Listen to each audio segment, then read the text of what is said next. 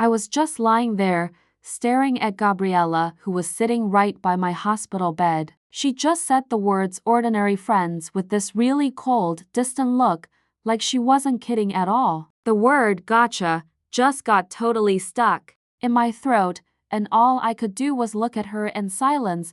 I honestly thought, if the doctor hadn't called her, she probably wouldn't have even bothered showing up here. But I didn't question her. Instead, I hesitated for a second before I forced a nonchalant smile. "Is that so? Well, that's really kind of you," she just responded with a cold as if I was completely wasting her time. She looked down, turned on her phone, glanced at the screen, and then just said, "Now that you're awake, I'm heading out. I've got work to do." Before I could even react, she stood up, ready to leave. As she got to the door and pulled it open, maybe, just maybe, driven by a tiny bit of conscience, she turned around and told me, "Rest well." The smile I had on my face completely disappeared the second she closed the door behind her, leaving me totally expressionless. No one knew Gabriella and I were actually in a relationship. We were college sweethearts, and after graduation,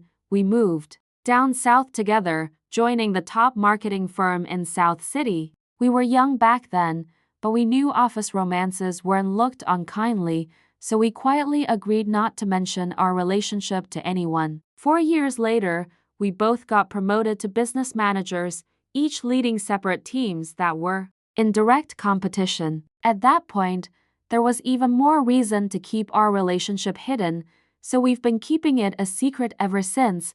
I'd hesitated and asked her if we should just make our relationship public, especially since there wasn't a specific company rule against it, but she always just brushed it off absent-mindedly. I wasn't even sure if we were still a couple, but today, I got my answer. The doctor told Gabriella I might have temporary memory loss, but he assured her I'd recover soon. Even in such a confusing situation, she still said we were just ordinary friends. She probably wasn't afraid of being questioned when I remembered. She didn't even care if I was truly amnesiac or just joking. She probably wanted to break up a long time ago. After all, if we didn't break up, how could she openly pursue Diego? A man's intuition is often way sharper than radar. In fact, the feelings between Gabriella and me had already cooled off long before. We'd been together for too long, from our sophomore year in college until now, 7 years in total. We know each other as well as the lines on our palms, so any change in her behavior couldn't escape my notice. The signs probably started when a new intern joined her department. He was tall and handsome, named Diego. His last name is Lee, and the HR person who manages employee records once gossiped to me that under the father's name section of his application, he had written Pablo Lee, the owner of our company, a wealthy second-generation heir working in his own family's business. At first, Gabriella explained her extra care towards Diego like this: "It wouldn't be wise to offend him, and he's just a childish guy, not my type at all. You're overthinking it." I silently accepted her explanation. Later, I wasn't sure if she didn't take me seriously or just didn't bother hiding anything from me. Within 2 weeks of Diego joining, I logged into her long unused music account, intending to find some background music. I discovered that she and Diego were following each other, something I found strange, since she hadn't listened to music in years due to her busy schedule. This account was one we used in college, when we used to listen to music together, amassing 8,896 hours of shared listening time. She had even created a playlist named after me, filled with love songs that reminded her of me, songs by my favorite artists, songs I'd shared on social media, and songs she listened to during our long-distance relationship over winter and summer breaks. When I checked, I found she had deleted that playlist. In its place, her recent listening history was filled with Korean pop songs, something she wouldn't typically be interested in, but that Diego frequently listened to. We work in marketing, so I convinced myself she was just trying to keep up with current trends among young people. Maybe I was just overthinking things. so I quietly logged out of her account without saying a word. I'm not one to make a fuss without concrete evidence. After all, the person who remains at the table until the end is always the one with the fewest words and the calmest expression. Of course, her coincidences with Diego didn't end there. In early February, she led her project team on a new assignment. At that time, I was leading my team on a different project in another city, and I occasionally heard that her project involved dealing with a very difficult British client. After a long day of work with no time to eat, I called her to ask about the project's progress. She didn't answer, probably busy, so I sent her a text. She never replied. Later, I saw a group photo she posted on social media with Diego standing beside her, flashing a bright smile and giving a peace sign. It seemed the project was going smoothly. Her caption read, "Know yourself, know your enemy." Diego posted a similar picture with the caption, "Victory in every battle." I clicked on their profiles and noticed they had even changed their status messages to these phrases, as if they were sharing a secret code, an understanding that only they had within the project. Since she hadn't returned my call or text, yet commented on Diego's post with "Eat quickly, take care of your stomach," I rubbed my own growling, slightly aching stomach and turned off my phone. This was the second time I chose to tolerate her behavior. I was discharged 3 days later, after the doctor confirmed I was fine. That day, I didn't get a single message from Gabriella.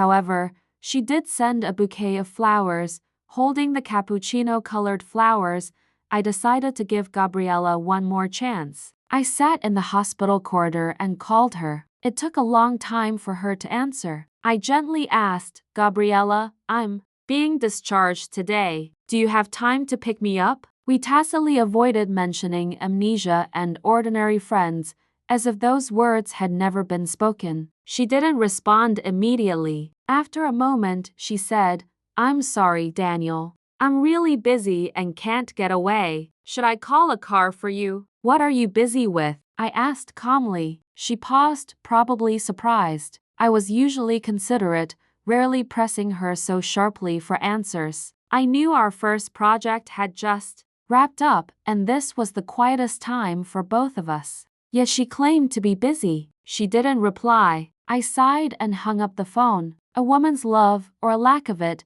is often painfully obvious.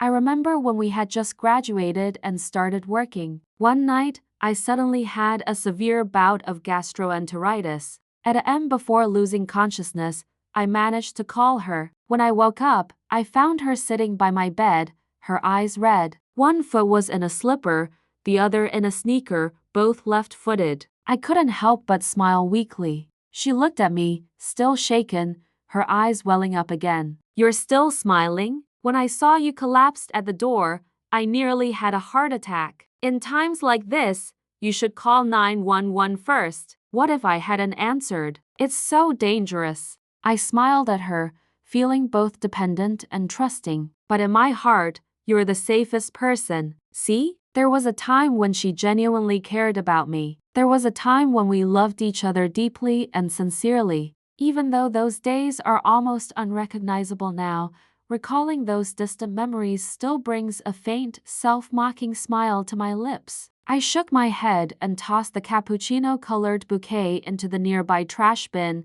"Don't like the flowers?" someone asked from behind. I turned around to see a man I didn't recognize, pointing at the flowers in the trash, apologizing. "I'm sorry, the driver accidentally hit you yesterday. I brought you to the hospital, and after contacting your emergency contact, I had to leave. Due to other commitments," he continued, "these are a discharge gift, and I've already covered your hospital bills. I apologize for the inconvenience. If there's anything else you need, please let me know." I laughed to myself, realizing that even the flowers were from a stranger. I looked up and apologized politely.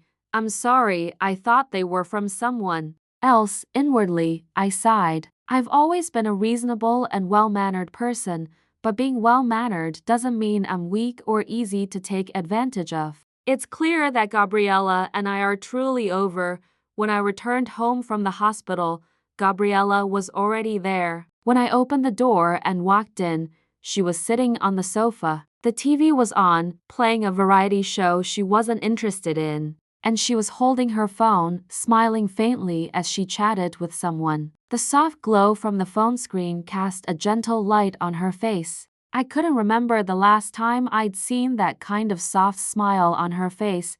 I paused at the door, and she was so engrossed that she didn't hear me come in until I softly called her name. Gabriella. She quickly wiped the smile off her face and looked up at me, startled. My eyes fell on her hands. She instinctively locked the phone screen and placed it face down on the sofa, looking at me with a mix of surprise and confusion. "You're discharged?" I finally allowed myself to smile at her and at myself. I looked at her calmly, speaking softly but with a detached tone.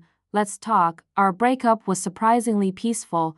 We're both very composed people, and the entire process didn't take long. We're mature adults who value appearances, and everything was laid out clearly. There really wasn't much to discuss. We both understood without needing to say it. After I said, "Let's break up," she didn't ask why. She just stayed silent. I think she felt a sense of relief at that moment. After a while, she finally said, "I'm sorry, I didn't accept her apology. I simply and calmly made arrangements for what would happen after the breakup." My tone was steady, and I didn't appear sad. My demeanor surprised Gabriella. When I suggested she move out soon, she suddenly interrupted me, asking, "Daniel, you don't seem sad at all." She furrowed her brow slightly, her gaze fixed on my face, scrutinizing me with focused curiosity as if she didn't understand.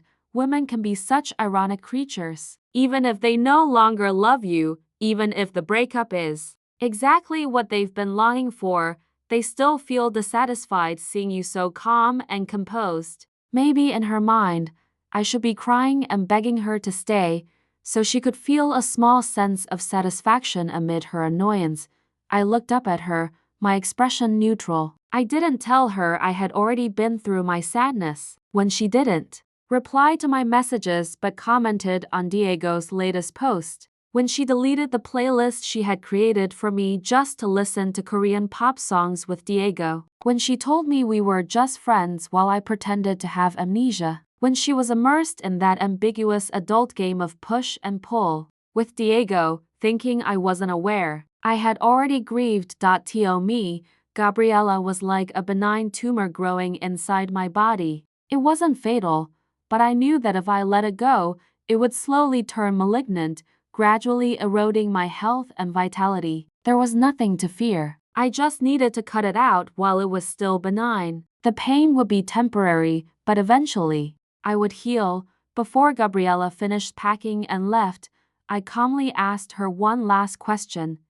"Gabriella, did you lose interest in me because Diego is Pablo's son, or simply because he's just him?" She stood by the door, turning back to look at me with the same beauty and grace she had when I first met her in college. Her pretty face had matured from its youthful innocence into a calm and composed elegance. I had always thought she was still the girl who blushed while awkwardly confessing to me on the playground, but at that moment, I suddenly realized that, somewhere along the way, she had transformed into an adult who weighed the pros and cons in the depths of ambition. She paused before finally saying, "Daniel, people always want to reach higher." Her words made me chuckle softly, but I respected her for being at least 70% honest. I looked at her and smiled sincerely. "Gabriella, I wish you success in your climb to the top. May you achieve all that you desire." Her eyes lingered on my face with a faint hint of regret hidden in their depths, but that regret was probably insignificant compared to her ambition. Finally, she sighed and said, "Daniel, don't hate me." I didn't respond to her. The downside of an office romance is that even after a breakup, you can't simply move on and forget each other. No matter what, people still have to go to work. When the taxi stopped downstairs at the company, I saw Gabriella and Diego. They weren't alone. There were other members of their team as well. It was lunchtime, and they were probably heading out to eat together. Diego was lively, his face lit up with a bright smile. He was facing Gabriella with his back to the street, gesturing animatedly as he spoke. Gabriella had a smile on her lips, her eyes gentle as she watched him. She kept an eye on the crowd and the street behind him, pulling his arm to steer him away from bumping into people. It was both familiar and unfamiliar. After our breakup, she looked so happy. I stayed in the car, watching until their figures disappeared into the Hong Kong-style tea house downstairs before I looked away. The driver in front gave me a curious look and asked, "Are you secretly in love with that pretty girl?" I smiled and explained, "She's my ex-girlfriend." The driver's expression instantly changed from curiosity to awkwardness, as if he wanted to comfort me but didn't know what to say. I kindly added, "It's fine, it doesn't affect me." When I entered the company, Bella was delighted to see me and hurried over, saying, "Daniel, you're out of the hospital. Honestly, you should have let us visit you." I smiled and replied while walking, "It was nothing serious, and besides, I'm fine now, aren't I? How's the review of the Hong Kong case going?" She followed me back to my office with the printed materials in hand, passing me a stack of documents before glancing around the office. Seeing that there weren't many people around, she leaned closer and whispered, "Daniel, don't look at the data yet. I have something I want to tell you." I put down the documents and looked up at her. There was a hint of frustration on her face, and she said, "Daniel, you know that Albert is going to take over the Nanjing branch next month, right? We've all been talking about it, and it seems like the director position he leaves behind will likely be between you and Gabriella." She continued, "Over the years, the two of you have been equally matched in performance. I'm not trying to gossip, but based on merit, whether it's you or Gabriella who gets the promotion, we'd all be convinced. But, she hesitated, biting her lower lip as if struggling to speak. I smiled gently and said, "It's okay, it's just the two of us. Go ahead." She paused before finally whispering, "But a few days ago, I saw Gabriella and Diego hugging in the break room. The fact that Diego is suspected to be the son of our boss, Pablo, isn't exactly a secret in the company, which is why Bella was so upset. She probably felt that Gabriella would have an unfair advantage." As I rolled the edge of the document in my hand, I suddenly felt like laughing. So while I was in the hospital, wondering what Gabriella was doing with no word from her, she was having an affair with a rich second-generation heir. But that's not surprising. I laughed at myself and reassured Bella, "It's okay. Personnel appointments are decided by the higher-ups. We just need to do our jobs and let things take their course." Bella sighed, and I lowered my head to continue reviewing the data. When Gabriella knocked on my office door, I was quite surprised. After all, in my mind, although our breakup was amicable and didn't end in a fallout, that only meant I was a decent person. It didn't mean that Gabriella and I could chat casually and pretend to be normal colleagues. Unless necessary, I thought we'd both avoid any private communication. Until I understood why she came. She stood in front of my desk, her gaze coolly fixed on me. After a moment, she said, "Daniel, I thought you would resign." Her tone was a mix of persuasion and warning.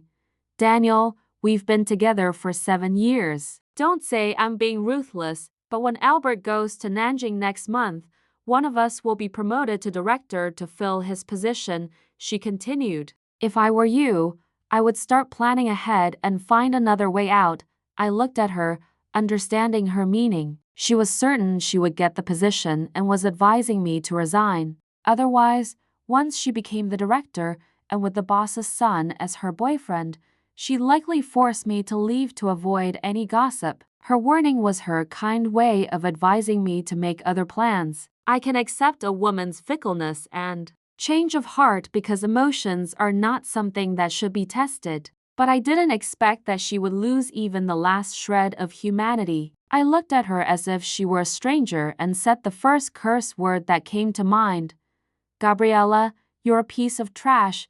she silently accepted it. My first direct encounter with Diego happened a week after my conversation with Gabriela. After our breakup, Gabriela, who had previously refused to go public about our relationship under the pretext of office romances are not a good idea, was now flaunting her relationship with Diego. I saw their lovey-dovey posts on social media. There were countless colleagues from the company congratulating them, but only the mutual friends Gabriela and I had from college were shocked and messaged me on WeChat asking what had happened. I didn't respond to any of them. The day Diego appeared in front of me was just an ordinary afternoon. Most of the office staff were either out for lunch or resting at their desks. I was alone in the break room grinding coffee beans. As the rich aroma of coffee gradually filled the air, Diego appeared behind me. I stepped aside to make way for him, but he didn't walk past. Instead,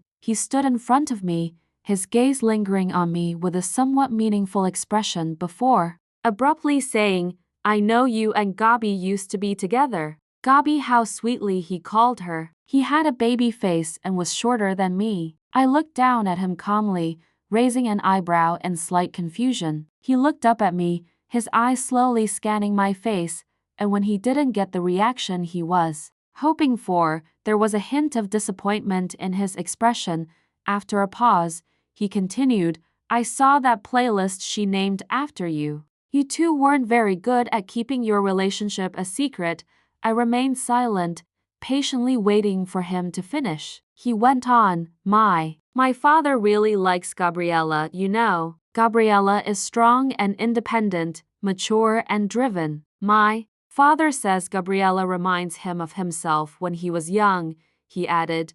"My father wants to mentor her. Gabriela's future is limitless, and as it happens, I like her a lot too, and she likes me." Then, he concluded, "Now we're together, but, Daniel, your presence is quite bothersome. I hope you'll be sensible enough to resign on your own." That's when I realized what he was after, first to show off, then to intimidate, and finally to gently persuade me to leave on my own. I held my cup.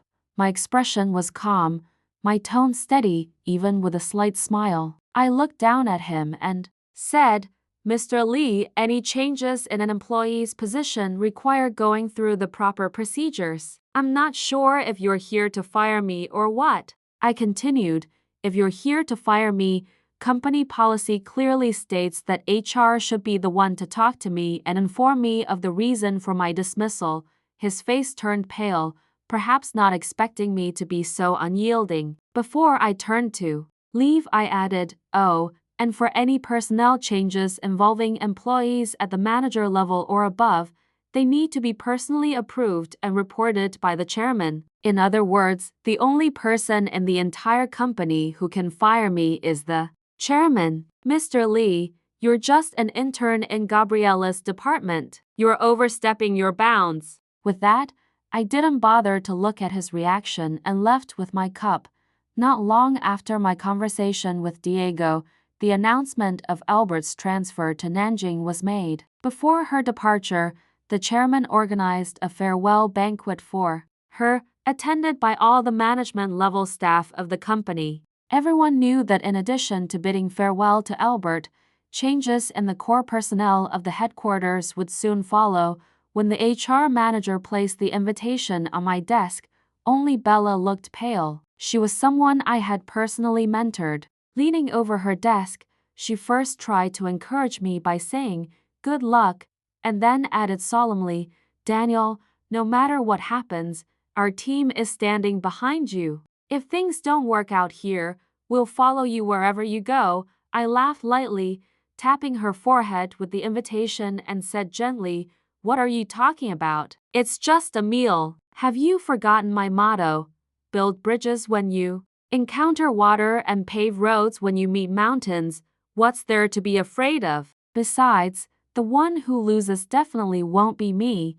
I was quite composed on the day of the dinner. In the private room, heads of the marketing department, management, HR, finance, and various business lines were gathered. Chairman Pablo sat at the head of the table with Diego to his left and Gabriela next to Diego. When everyone saw Diego sitting next to Pablo, they exchanged discreet glances. What had previously been just a rumor was now confirmed, seeing an intern seated beside Pablo. However, since Pablo didn't introduce him, everyone pretended not to know and refrained from asking. I sat properly beside Sister Bai from the finance department, eating, drinking, socializing when necessary, and staying silent when appropriate. No one discussed business matters. The dinner's focus was on Albert. The theme, aside from reviewing her contributions to the company, was to wish her success. In the Nanjing branch, it wasn't until the meal was almost over and the pleasantries were exchanged that Pablo put down his chopsticks and got to the main point of the dinner. In his early 50s, he was well preserved, looking vibrant and energetic. As if in his 40s, his sharp gaze swept across those seated, then he picked up his napkin and wiped his mouth before saying, besides bidding farewell to Albert, there's one more thing I want to discuss. I put down my chopsticks and looked over at him. Out of the corner of my eye, I caught sight of Gabriela beside me. She wore a faint smile, looking elegant, intelligent, and poised, a perfect match for Diego, who sat smiling beside her. I averted my gaze, lowered my eyes, and slowly began wiping my hands with the towel beside me. Pablo's voice was deep and gentle. As everyone knows, I have only one son. When he graduated, I arranged for him to work in the company. My son is very strong-willed. He didn't want people in the company to know his identity and wanted to work his way up from the bottom. He continued, over the years, he's done well. I've heard many of you praise him in front of me, and I'm pleased. Now the time is right. And with Albert heading to Nanjing, I think it's time to introduce him to all of you. His gaze, filled with pride, quietly fell on me from across the table. He smiled and, with a hint of pride, extended his hand toward me, saying warmly, Daniel, come over to your father. It's time for everyone to meet you. I calmly put down the towel and smiled. In the dead silence that followed, the only sound was Gabriela's water glass tipping over. I looked in her direction. Her expression was relatively calm. She smiled apologetically while wiping the table with a napkin, her movements steady and not the least bit flustered. Then she looked up at me, her face slightly pale, her emotions unreadable. I withdrew my gaze without even a sidelong glance. I simply stood up and, under the shocked stares of everyone present, walked toward the head of the table. Placing my hand on the back of Diego's chair, I politely and softly said, Mr. Lee, could you please move? I heard someone in the room gasp audibly. Once the dinner had achieved its purpose, it quickly concluded. I could only imagine the storm this evening's events would cause within the company. What intrigued me more was Gabriela. She had once told me, Daniel, people always strive for higher ground. I wondered if now she was on her way to that higher ground. I didn't glance at her. I didn't even bother to give her a look. As she and a dazed Diego came over to bid farewell to my father before leaving, I heard her restrained voice, Chairman Lee, we'll be going now. I didn't say anything. My father's scrutinizing gaze fell on Gabriela's face, then shifted to Diego beside her. After a moment, he smiled warmly and said, all right, all right. After everyone had left the room, his smile slowly faded. He looked at me and asked, what's going on with you and Gabriela? Yes, I had mentioned Gabriela to him just after graduation, but I never told him that Gabriela and I were dating. With his experience, he likely figured it out on his own. I smiled, meeting Pablo's scrutinizing gaze, and coldly replied, you saw it yourself, didn't you? She was stolen by Diego. His mother is good at meddling in other people's relationships, so naturally her son takes after her.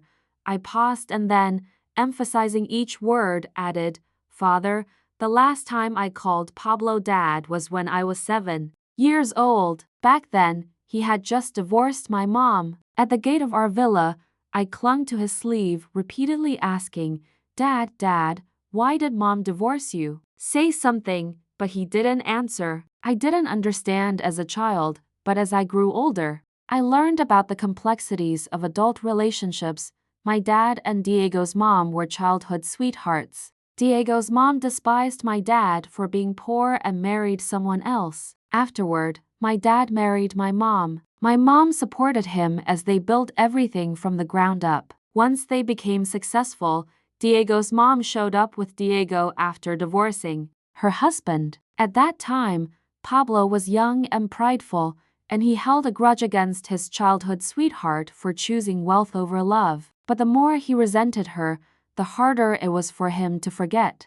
My mom, on the other hand, never spoke much about the past between them. In front of me, she always maintained my dad's dignity. She was a graceful and dignified woman who divorced swiftly after being betrayed. However, after the divorce, Pablo didn't marry Diego's mom either. He just kept her around, mocking her for her poor judgment back then.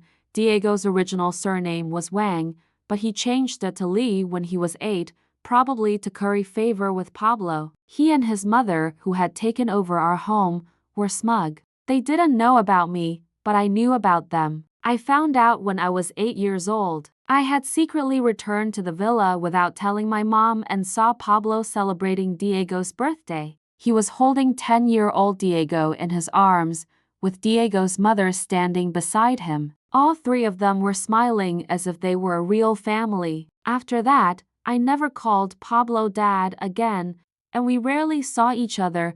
Gabriela only knew that my parents were divorced and that I had taken my mother's surname, changing my name to Daniel Mu. Later, when I graduated, Pablo offered me a job at his company. His exact words were, "All these years, I haven't had any other children. Only you. Doesn't your mom understand that? You're my biological son. The business your mother and I built, who else would I give it to if not you? That aunt of yours has always wanted her son to come to the company to learn, but I've blocked it every time. Daniel, your father knows what he's doing." My mom was a proud and noble woman. When she divorced Pablo, she only took what was rightfully hers and nothing more. I'm not like her. Why should I give up what's mine? The more it displeases others, the more it pleases me. So, after graduation, I joined the company with Gabriela, starting from the bottom of the core business department and working my way up.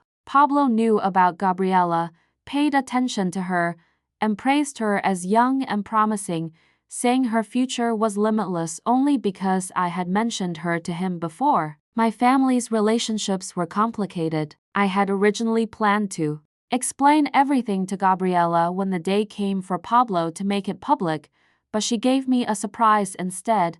Pablo looked at me, and for the first time, I saw a weary, tired expression on his face. He sighed and said, "It's my fault. I've wronged you." I chuckled softly, just a man being a man. I suddenly remembered what Diego had said to me in the break room when he tried to intimidate me. He said Pablo thought Gabriela was a lot like him when he was young. I guess they are quite alike in their ruthlessness and their tendency to burn bridges after crossing them. Oh, and they both lack good judgment. I returned to the company 3 days later. By then, the shocking news had been digested by everyone. When I came back, everyone's expressions remained unchanged, treating me as usual. No one crowded around to ask questions. They just smiled a bit more warmly than before. These were all seasoned professionals who knew how to strike the right balance. This allowed me to breathe a sigh of relief, and my demeanor remained as usual. Only Bella was upset with me,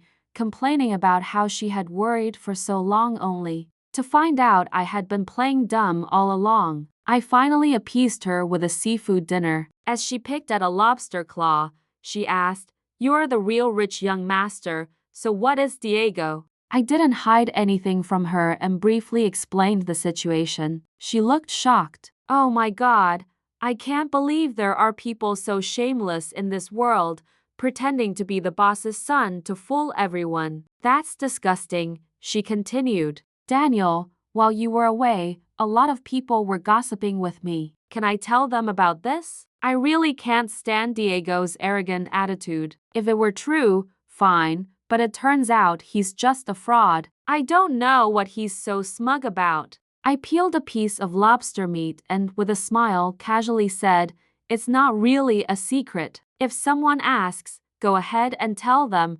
I didn't underestimate Bella's influence. By the end of the afternoon, the whole company knew the truth about Diego. When I went to the finance department to get the project budget approved, I saw Diego standing in front of Sister Bai's desk. Sister Bai frowned, pointing at the expense reimbursement form, and asked Diego, "Why are you charging the company for a bag you bought? This reimbursement won't be approved. I suggest you review the other reimbursement items more carefully. Don't try to charge personal items to the company account."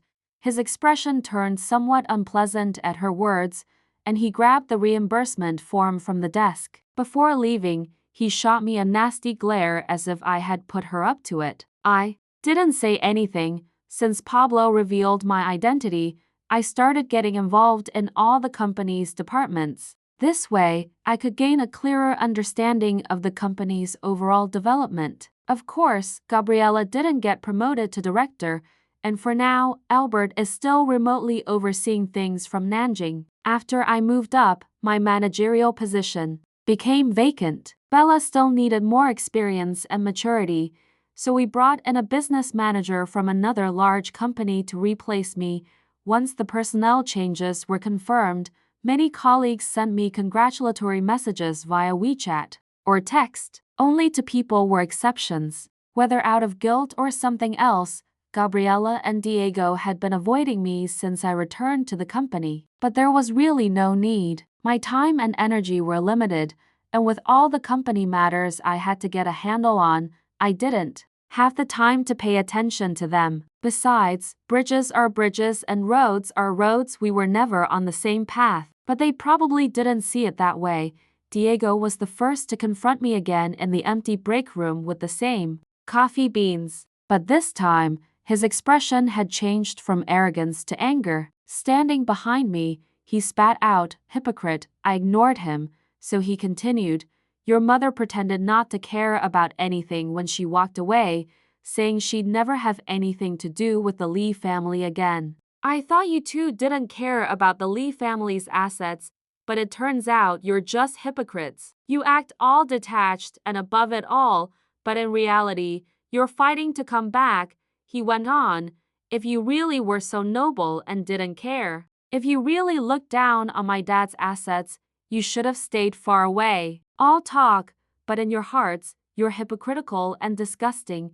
His words made me laugh, and I actually did laugh out loud. I don't enjoy dealing with unintelligent people, especially Diego. Bella had once asked if I had plans to deal with Diego, and while it might sound unbelievable, I hadn't really thought about it. Because as long as he stayed in the company, there would naturally be others to make his life difficult. The one who would suffer wouldn't be me. Other than the little bit of attention he got from Gabriela, I had never considered him a rival. He simply wasn't worthy. I looked at him, my gaze gentle, as if watching a clown perform. "Diego, stop saying such stupid things," I continued. "Look at you, so agitated and upset. All I did was take back what's mine, yet you're acting like I've taken a piece of your heart."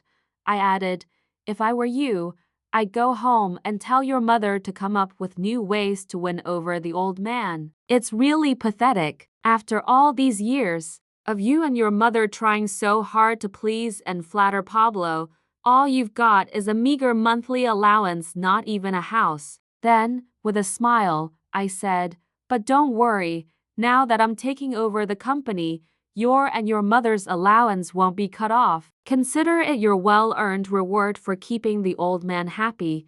His face turned from green to purple, then finally pale as he listened to my words. Then, as if he had thought of something, his mouth twisted into a smile, as if he'd found a weapon to use against me. "I can't out-talk you, but Daniel, I'm not left with nothing. The girlfriend you loved for 7 years is still mine, isn't she?" I didn't even lift my eyelids. "Trash belongs in the trash can. If she's yours, then she's yours." What's there to brag about? I think Diego chose Gabriela perhaps because he liked her, but maybe also because in his eyes, Gabriela was the youngest manager in the company's leadership and Pablo favored her. He might have believed that Gabriela's future went far beyond a department director. He needed to establish himself in the company, and Gabriela was his best ally. In a way, Diego and Gabriela are quite a match.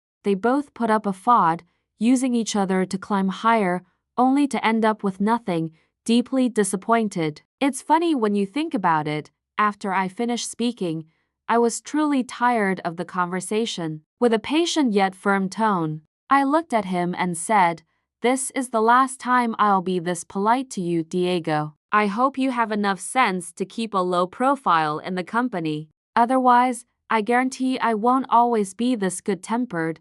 His eyes filled with tears at my words, but I wasn't Gabriela, and I didn't have any pity for him. I stood there smiling as I watched the tears well up in his eyes and thought to myself, how pleasing they were to see.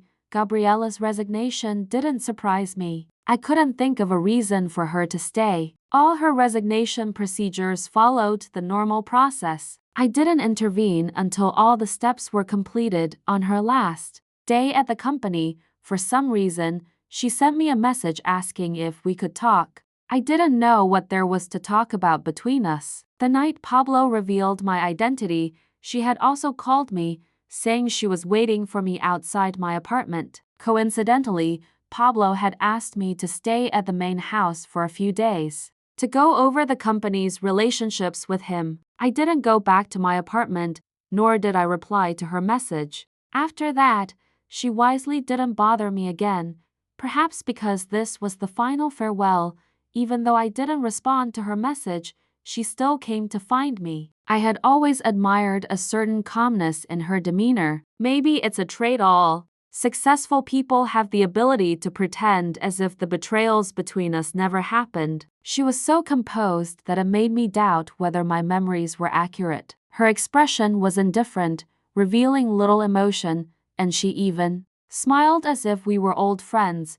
Standing at the door, she asked, "Shall we talk?" I stayed silent as she walked in and handed me a cup of coffee. I took it, and we stood side by side in front of the large floor-to-ceiling windows. The night had fallen, and the city's skyscrapers were ablaze with lights. Looking out through the clear glass, it felt like we were standing amidst the stars in the Milky Way.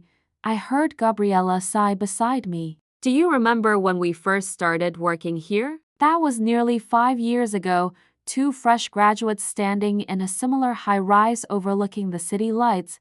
Back then, she had joined the company with ambitious plans, only to be assigned the most insignificant tasks. Later, she landed a $1 million deal through her abilities. I still remember the look on her face, pale from the pain of drinking too much, but still excited as she looked at me. She said, "Daniel, let's build a home together in this city." Later, that big deal became her boss's achievement, and she only received a 500 yuan bonus. She used that 500 yuans to treat me to a hot pot meal. Sitting across from me, the steam obscured her face, but I remember her voice. It was the first and last time I saw a look of bewilderment on her face. She asked me, "Daniel, how long will it take for us to make something of ourselves?" After that meal, I went to see Pablo. Since he divorced my mom, she hadn't seen him, let alone touched his money or resources. Even though he gave me an unlimited credit card, neither my mom nor I had ever used it. That was the first time I asked him for help for Gabriela. I still remember the look of surprise on Pablo's face. He was delighted that I was willing to ask for his help, but I also remember his meaningful words. "Daniel, if she can't handle such a small matter in the real world and needs my help, she's not worthy of being a daughter-in-law of the Lee family." Even though he said that, he still took notice of Gabriela and praised her a few times in public. When the higher-ups show favor, it's like a guiding light. Naturally, Gabriela's career flourished afterward, and she was smart and capable on her own. I just didn't realize that along this path of handling things, we had gradually drifted apart. She aimed to rise to the top by winning the princess's favor. Perhaps in her mind, that was what it meant. To make something of oneself. Her voice came from the gap in time, filled with nostalgic sighs. How did we end up like this? I scoffed. Gabriella, don't try to play the nostalgia card with me. I understood your earlier actions of seeking better opportunities, but now, don't make me lose all respect for you. She laughed too, turning her head to focus on me. She didn't continue speaking, but after a while, the smile on her lips faded bit by bit, and she looked at me with a serious expression. Can we not even be ordinary friends? Daniel, I betrayed you, and you hid things from me. Doesn't that make us even? Gabriella, I sighed, looking back at her with indifference. I don't know what you mean by even. When you say even, are you basing it on the fact that I'm Pablo's son? Did you really never think about it? If I weren't Pablo's son, what would my situation be now? I watched you and the chairman's son carry on your affair, flaunting your love, while I, under your influence and pressure, had no choice but to resign. I continued. According to the non-compete agreement, I wouldn't even be able to work in the same industry. All the years I spent accumulating experience, all my hard work, all my struggles, would have become nothing more than stepping stones for you and Diego to walk on. When I was wandering the streets, lost and broken, I imagine you and Diego were enjoying the best life had to offer in some high-rise downtown, right? Gabriella, now you're telling me we're even? Do you really think there's a way for us to be even? Finally, I looked at her pale, dazed face and smiled slightly, distant and indifferent. I politely said, Gabriella, there's no even, you owe me. And you'll owe me for the rest of your life. I'm not planning to be magnanimous and forgive you. Ashes to ashes, dust to dust. If we meet again, we'll just be strangers. After that, I didn't waste any more time talking to her. I glanced at my watch and politely said, It's time for you to go. Gabriella's departing figure was unsteady. Over the years, I had rarely seen her looking so defeated. But this was the path she chose. Later, at an industry summit, I ran into Gabriella once or twice. By then, I had already taken over Pablo's position and was treated like a star wherever I went. She stood on the outskirts of the crowd, starting over from a new company, at a new beginning, slowly climbing up again. She didn't even have the qualifications to speak to me.